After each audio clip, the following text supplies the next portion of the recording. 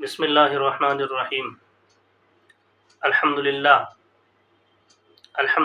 والصلاة والسلام علی رسول اللہ، اما بعد فاعوذ باللہ من الشیطان الرجیم، بسم اللہ الرحمن الرحیم۔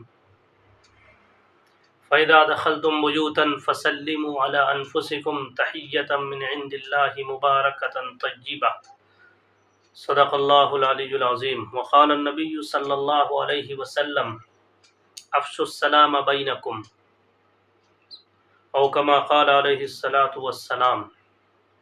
محترم حضرات، عزیز دوستو، آج آپ حضرات کے سامنے ہم سلام کا صحیح اور غلط طریقہ بیان کریں گے۔ چند منٹوں میں آپ حضرات کی خدمت میں انشاءاللہ قرآن کریم میں اللہ تبارک و تعالیٰ نے جس طرح فرمایا ہے اور حضور پاک صلی اللہ علیہ وسلم نے حدیث پاک کے اندر جس طرح ارشادات فرمائے ہیں، وہ آپ حضرات کے سامنے کچھ گفتگو کرنے کی جسارت کروں گا۔ امید ہے کہ آپ حضرات خیریت سے ہوں گے۔ اللہ تعالیٰ آپ حضرات کو سرسبد شاداب رکھے۔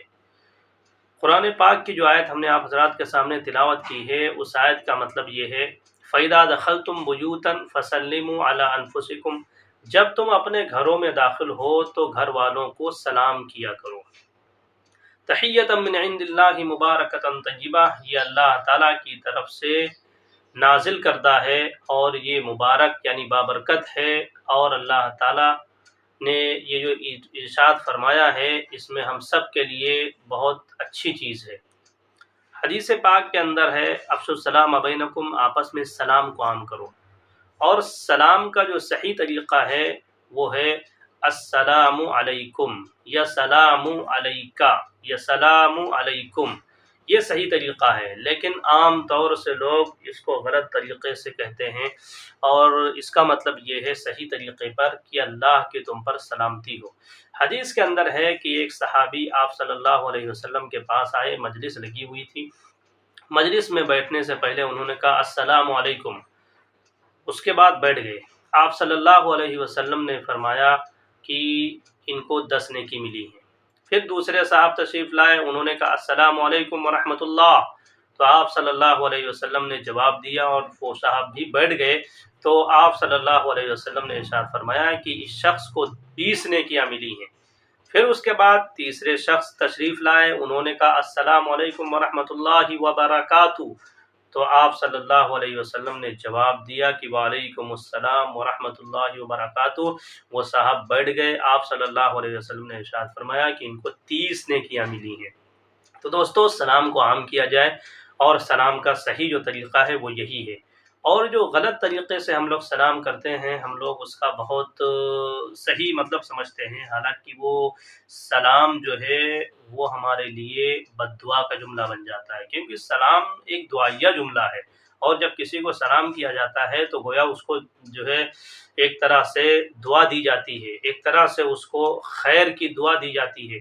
تو اگر سلام کا ہم نے جو صحیح مفہوم جو بیان کیا ہے، اگر وہ ہم نے نہیں کیا اور غلط طریقے سے ہم نے زبان کو مروڑ کر یا ہم نے منہ بند کر کے سلام کیا، تو وہی دعائیہ جملہ بد دعائیہ جملہ ہو جائے گا۔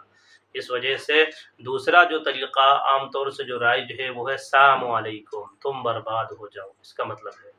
تو بتائیے، یہ تم برباد ہو جاؤ، آدمی اپنی ماں کو سلام کر رہا ہے، اپنے باپ کو سلام کر رہا ہے، اپنے بھائی کو سلام کر رہا ہے، اور اپنی بہنوں کو سلام کر رہا ہے، اور اپنے اعزاء و اقارب کو سلام کر رہا ہے، گویا وہ ایک بد دعا دے رہا ہے۔ تو اس وجہ سے سلام کا جو صحیح طریقہ ہے اس کو رائج کیا جائے۔ السلام علیکم، تم برباد ہو جاؤ، السلام علیکم۔ اس کے بعد اور بھی بہت سی وہ ہیں، بہت سے جملے ایسے ہیں کہ السلام علیکم، تم کو موت آ جائے۔ اس کے بعد ہے السلام علیکم، تم پر لعنت ہو، اس کا مطلب ہے السلام علیکم، تم پر لعنت ہو۔ اس کے بعد اسی طرح سے ہے السلام علیکم، السلام علیکم، السلام علیکم، تم خوشی کو ترسو، تم خوشی کو ترسو۔ تو یہ جو رواج عام طور سے غلط سلام کرنے کا ہے، اس کو معاشرے سے ختم کیا جائے اور صحیح رواج ڈالا جائے، اور صحیح جو ہم نے بتایا، چاہے کہا جائے السلام علیکہ، چاہے السلام علیکم، چاہے بغیر لام کے، بغیر آ کے کہا جائے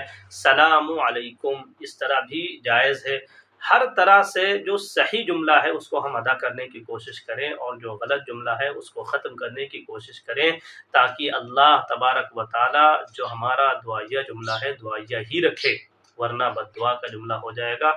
ہم سب اس سے جو ہے احتراز کریں، بچنے کی کوشش کریں، حتی الامکان صحیح سلام کریں، اور ہر چلتے پھرتے شخص کو سلام کریں، ہر آتا ہوا شخص بیٹھے ہوئے شخص کو سلام کرے، ہر بیٹھا ہوا شخص لیٹے ہوئے شخص کو سلام کرے، اور جو شخص گھر میں داخل ہو رہا ہے گھر میں داخل ہونے والوں کو سلام کرے۔ اس سے ایک طرح کی، اگر کوئی شخص باہر سے سلام کر رہا ہے تو ایک طرح سے گھر کے اندر آنے کی اجازت بھی اسی میں ہو جاتی ہے، تاکہ کیونکہ کل قیامت کے دن جب تمام جنتی جنت میں جب جائیں گے تو ان سے فرشتے سلام کریں گے، سلام قولا من رب الرحیم۔